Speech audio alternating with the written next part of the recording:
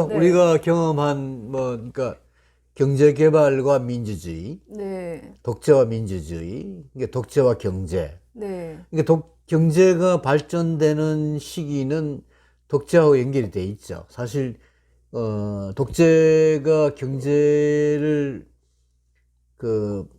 좀 더 집약적으로 효과 있게 발전시키는 방법으로서는 수단으로서는 경제 반면에 이제 민주주의가 대두가 되면 사실 경제가 좀 여러 가지로 문제가 되는 그러다 보니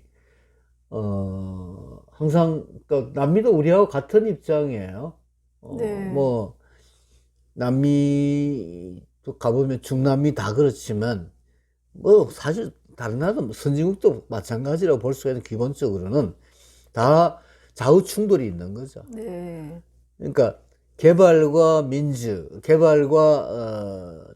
독재, 개발과 어떤 네. 이런 것의 대립, 네. 소위 좌우의 대립이라고 하는 거는 남미에도 있고 뭐 우리도 있었고 뭐 지금도 있고 그런 대립은 항상 있는 것인데 결국 이제 문제는 그것을 어떻게 폭력화로 그 대립이 폭력화로 나아가지 않고 어떤 식으로든지 간에 평화롭게 제도화되느냐 하는 게 이제 관건이라고 생각이 되는데 네. 사실 독재가 끝나도 또 새로운 독재가 형성이 되는 남미도 그런 네. 문제가 있죠. 그래서 예를 들어 피노체트 정권이 세프레다의 조국인 칠레에 1990년에 피노체트 정권이 이제 끝나고 선거에 의해서 민주정권이 수립이 되는데 네. 그 민주정권도 다시 부패하는 거예요. 네. 그래서 결국은 또 권위주의화 되고 세플베다가 민주화라는 게 이렇게 어렵다. 그 민주화 이후에 칠레에 돌아가지 않고 결국은 스페인으로 다시 돌아갔다가 그죠? 네. 스페인에 죽었잖아요. 그런 걸 보면 굉장히 어렵죠. 이게 네. 어렵고 그 독재와 개발이 결합하다 보면은 또 이렇게 환경을 침해하죠. 생각 안 하게 되잖아요. 예, 맞습니다. 그래서 예. 세풀베다 같은 경우에는 그 사실은 정치적 민주주의 환경 이걸 같이 추구하는 이제 입장인데 네. 연애 소설 읽는 노인 같은 경우에는 이제 뭐 환경 뭐 이제 그런 점에 좀 이제 포커스를 우리가 더 이제 두고 읽게 되는 것 같은데요. 뭐 정치적인 이야기가 직접적으로 나오진 않지만 있기는 있죠. 예. 뭐 업장의 네네, 태도라든가 맞아요. 정부를 싫어하고 양키를 싫어하고 예. 막 그런 거 나오죠. 그 치과 의사가 뭐 이빨 뽑으면서도 첫 정부가 장면에 욕하고. 네. 이 다 이빨 썩는 것도 정부 맞아요. 탓이야 이렇게 얘기하는 네. 이런 것을 통해서 그러니까 뭐 좀 블랙 유머 같은 측면도 없잖아 네, 있고 맞아요. 이 사람 약간 재밌는 사람인 것 같아요. 세플베다가. 그러니까 그 젊어서부터 그러니까 뭐 네. 아까 잠깐 혈통도 이야기했지만 할아버지가 아나키스트였고 아버지가 사회주의자였고 자신도 학생운동에 참여를 했었고 네. 그래서 기사 망명생활을 했고 네. 근데 우리가 보통 우리 사회에서 보는 그런 뭐 좌파라 할까 이런 사람하고는 조금 다르게 그 아마존을 중심으로 한 남미의 어떤 남미 출신이라 그런지 몰라도 30대 40대 때는 이제 뭐 그린피스라든가 이 환경운동 네. 특히 이 뭐 고래 보호 문제 네. 폭염 금지 문제 그래서 뭐 일본 폭염과 맞아요. 싸우는 네. 폭염성과 싸우는 그런 네. 소설도 있고 아무튼 선진국 특히 백인 사회가 제국주의적인 침략에 의해서 남미를 빈곤하게 만들고 한 그런 거에 대한 아주 또 고도의 비판의식. 네. 그러니까 뭐 좀 미국에 대해서 대단히 좀 미국 관광객 네. 묘사에서 나오듯이 결국 이제 남미 남미의 사냥꾼 그 좌파 지식인들이 대부분 다음 그런 미국을 입장이 엄청 그렇지, 싫어하죠. 반민 것 같아요. 그래서 뭐 그런 뭐 남미적인 차원의 좌파 지식인의 전형을 보여주는 네. 사람인데 근데 하나 재밌는 건 이제 좀 문학적으로 선생님이 잘 아실 문제겠습니다만은 제가 세페다를 또 좋아하는 이유 중에 하나가 이 남미 문학이라고 하는 게 뭐 마르케스라든가 이런 사람들을 중심으로 해서 네. 뭐 소위 마술적 리얼리즘, 네. 환상적 리얼리즘. 네. 근데 사실 좀 말의 모순이 있죠. 리얼리즘하고 마술이나 환상하고 네. 같이 조합이 되니까 그죠? 네. 이게 그 남미나 스페인 쪽 네. 이런 쪽의 어떤 20세기 남미 문학, 네. 뭐 넓게는 스페인 계열 문학의 한 특징이라고들 얘기를 하고 있고 우리나라에도 그런 사람들 작품들이 많이 소개가 되잖아요. 뭐 마르케스가 대표적인 사람이겠죠. 근데 거기서부터 벗어나 있는 네. 이 사람은 철두철미 리얼리즘이죠 사실. 네. 그러니까 연애 소설을 읽는 노인은 그나마 좀 로맨티즘이 좀 가미돼 있어요. 네. 근데 뒷부분에 조금 이제 뭐 그런 환상적 리얼리즘이라고 할 만한 게 약간 나오긴 나오긴 하죠. 나오죠. 네, 조금. 그래도 네. 마르케스 같은 사람이 보여주는 뭐 이런 그건 아니죠. 그런 네. 그 환상하고는 좀 거리가 네, 있는. 네. 저는 이 남미 문학을 그 사실은 이 환상적 리얼리즘이라고 하는 식으로 표현되는 그 남미 문학은 글쎄요, 그걸 좋아하는 분들도 많이 계시는 것 같은데 저는 좀 이건 잘 모르겠고 또 그렇게 네. 또 피부에 닿질 않더라고요. 네. 근데 세플베다는 예외적으로 네. 뭐 이 어떤 의미에서 문학 수법적인 기법적인 측면에서는 해밍웨이를 연상시키는 네. 아주 간결한 네. 문체고 또 그다지 뭐 군더더기가 없죠. 네. 제가 이 스페인어로 직접 뭐 세플베다 소설 읽어보진 않았습니다만은 그 굉장히 좀 이 또 소설 구성도 좀 이렇게 추리 소설 기법 네. 그죠? 뭐 네. 이렇게 추적하는 뭐 이런 이야기를 통해서 그래서 우리가 훨씬 더 읽기 쉽고 네. 또 남미의 현실이나 또 이 자연 파괴의 실상을 보다 이 깊숙이 보여주는 그런 측면이라고 느끼어서 굉장히 좀 가까운 느낌이 네. 저한테는 그 알기 쉬운 네. 그런 소설이었고 또 하나 선생님 아까 그 소설 읽는 그야말로 한 단어 한 단어 네. 한 줄 한 줄 네. 읽으면서 상상하고 뭐 혼자 웃고 이게 그 연애 소설이라고 하는 건 이 사람에게는 그 나름의 자기가 지금 살고 있는 이 세상을 좀 떠나서 그렇죠. 그렇죠? 네. 뭐 환상일 수도 있고 음. 어떤 그 꿈일 수도 있고 뭐 유토피아일 수도 있고 뭐 그런 걸로 그려지죠. 네. 그래서 그런 것을 하나하나 음미하면서 네. 아주 천천히 그렇게 그 살아가는 노인의 태도. 지금 그게 굉장히 좀 선생님 말씀대로 인상 깊었고 네.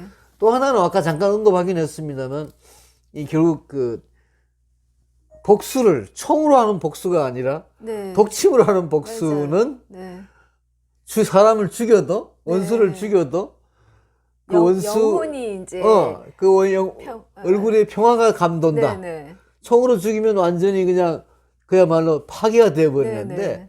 독침으로 죽이면 네. 그 좀 전 이해는 안 되었습니다. 독침으로 죽인다고 해서 우리 평화가 감돌까 네. 과연. 근데 아무튼 그게 아마존 부족들의 어떤 복수 방법이고 네네. 복수마저도 그럼요. 네. 그런 그 뭐 아름다움이랄까 위엄이랄까 존엄성이랄까 네. 이런 것을 강조하는 측면. 그런 어떤 정신성, 음. 그 수아르족이 가지고 있는 그 자연에 대해서도 동물, 막 식물에 대해서도 아마 그럴 것 같아요. 그렇죠. 동물에 대해서도 그 영혼이 있는 존재라고 생각하고 그 현생뿐만 아니라 내생에 대해서도 이제 고려를 해주는 거죠. 그래야지 영혼이 이제 죽어서도 안식할 수 있다라는 그런 배려를 죽는 방식에서 이제 보여주는 거잖아요. 그래서 그러니까 우리가 보통 뭐 야만이라고 우리는 문명과 이제 그 대척점의 야만 이렇게 해서 야만이라고 그 분류하는 그 사람들이 오히려 더 이제 고귀한 정신성을 가지고 그 삶을 살아가고 있다라는 것을 이제 사실 굉장히 강조하고 있는 거죠. 보통 우리가 그러니까 이런 태도는 이제 그 수아르족을 묘사하는 방식에서도 나타나지만 이 사람의 소회라는 그 단편 대충 모은 거기 보면은 그러니까 역사의 이름이 등재되지 않은 그러니까 일상의 영웅들 정말 고귀한 가치를 위해서 이제 자기 자신을 헌신하면서 살아가는 그런 사람들의 얘기가 이제 쭉 나오는데 결코 역사책에 나올 수는 없는 인물들이죠. 그러니까 이런 사람들을 이제 그 조명하고 그런 사람들을 기록해 주는 것이 작가의 의무라고 이 사람은 그렇게 이제 생각했다는 거죠. 세플베다가. 저는 그게 굉장히 공감이 가더라고요. 그러니까 일상의 그 영웅들, 그러니까 그 우리의 삶을 더 이제 가치 있게 만들어주는 정말 그 이웃을 생각하고 자기 자신을 헌신할 수 있는 그런 사람들은 누가 적어줄 것인가, 누가 기록해 줄 것인가, 그렇게 봤을 때 그런 역할을 할 수 있는 게 작가라는 거죠. 소설가, 역사가가 아니고.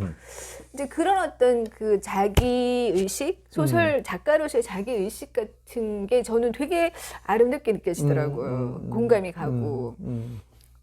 그런 그러니까 개념으로 이 수아르족도 바라본 것 같아요. 수아르족이 그렇게 그 위험 있고 고귀한 그 삶의 방식을 지니고 있다는 거를 누구도 기록하지 않았기 때문에 사실 모르는 거거든요. 근데 이 사람이 이제 그런 그 작가의 그 사명감 그런 것으로 이제 이 사람들의 삶을 기록하려고 했기 때문에 그 영원히 사실 그 사람들의 정신이라는 게 남아 있는 거잖아요. 그 작품 속에. 그리고 그러면서 이 사람이 이렇게 연애 소설이라는 게 그 야만을 잊게 해주는 이제 장치기도 하지만 또 그러니까 에이징을 잊게 해주는 그러니까 자기가 노인이라는 것에 대한 그리고 이제 그 노인으로서의 이제 물론 육체적으로 이제 쇠잔해져 가는 것도 있지만 또 고독, 주변에 가족도 없고, 그러니까 고독한 거, 그러니까 노년의 고독을 잊게 해주는 유일한 것이 이제 독서라고 그렇게 또 자리매김을 했더라고요. 맞습니다. 예. 그래서 이거는 아마 그 세플베다가 독서 행위하고 또 그 글 쓰는 행위 이런 것에 이걸 얼마나 귀하게 생각하는지를 드러내주고 있는데요. 근데 저는 사실 약간 아쉬운 거는 이게 연애소설 읽는 노인의 이 편이 나왔으면 좋겠다는 좀 생각이 드는 거예요. 왜냐하면 이 사람은 이제 거기 보면은 자기는 쓰는 거는 못한다고 하거든요. 쓰는 건 자기 이름밖에 못 쓰는데 그것도 지금 좀 가물가물 잊어버리고 있는 거예요. 근데 자꾸 읽다 보면은 또 써지잖아요. 근데 이 사람이 읽기를 지금 계속 하는데 이것이 나중에 쓰기로 연결되는 과정이 이 편에 좀 나왔으면 좋겠는 거예요. 근데 여기서 계속 이제 읽고 거기서 이제 그치고 있는 거죠. 네. 70대 노인이 이제 뭘 쓰는 행위가 어떻게 이루어질 수 있을까 아주 자기 삶과 이제 연관되어서 허구를 이렇게 이제 교직해가면서 어떻게 나중에 쓰는지 이런 것까지 나와 있으면은 이제 노인들의 이제 그 읽기와 쓰기에 대해서 하나의 또 전형을 보여줄 수 있지 않을까. 네. 선생님이 아쉬워하는 건 충분히 이해가 되는데, 근데 이제 이 소설의 소재가 결국 이제 20대 말, 30대 초엽에 남미를 계속 도망 다니면서 망명자로서 쭉 다니면서 수아르족을 직접 이제 경험한 거죠. 네. 그래서 이게 거의 수아르족 만난 지 10년 만에 이 소설 썼다고 하니까 결국 이제 아마 한 79년?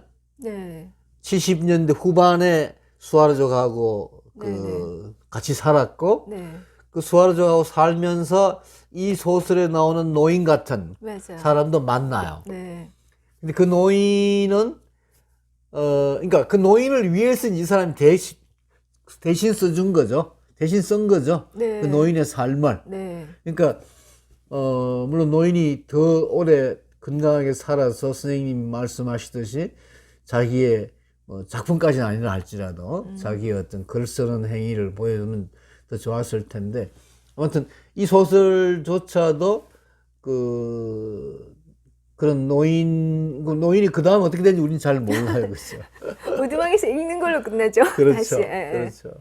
아무튼 뭐 그것만 하더라도 또 수아르족 이야기 선생님 말씀다나 수아르족 같은 이런 소수민족이, 원시 소수민족이 아마존이나 아프리카에 수없이 많이 있죠. 네. 근데 대부분 다 지금 괴멸되고 뭐 네. 벌써 그 사람들에 대한 침략, 단합, 억압 같은 게 뭐 500년 이상 콜럼버스 이후에 네. 이렇게 자행되어 왔으니까 근데 그래도 마지막까지 남아 있죠. 우린 그 사이에 17세기, 18세기의 이야기를 다룬 미션 같은 영화도 네. 또 봤었고. 근데 아무튼 이 남미 사람들, 남미의 원주민들, 아프리카의 원주민들, 이런 사람들의 어떤 삶, 그런 사람들의 생태적 삶이라고 네. 하는 게 우리에게 주는 북미 인디안도 마찬가지입니다만은 네. 그런 것에 대해서 좀 더 연애 소설이라고 하는 이 사람의 어떤 그 아름다운 꿈, 마찬가지로 우리가 잃어버린 그런 네. 원시 사회나 원시 사회가 반드시 그렇게 항상 아름답고 그런 건 아니겠습니다만은 네. 그들이 꾸려 나가는 어떤 공동체, 연대의 삶, 또 자연 친화의 삶, 네. 이런 거에 대해서는 이 코로나19 시절에 우리가 한번 다시 관심을 가지고 이 소설을 통해서 통찰을 해볼 네. 그런 기회를 준다는 점에서 좋은 소설이라고 생각을 합니다. 다른 혹시 말씀 있으세요? 윌리엄 포크너의 그 곰 읽으셨어요? 곰? 곰. 포크네 곰은 못 아. 봤습니다.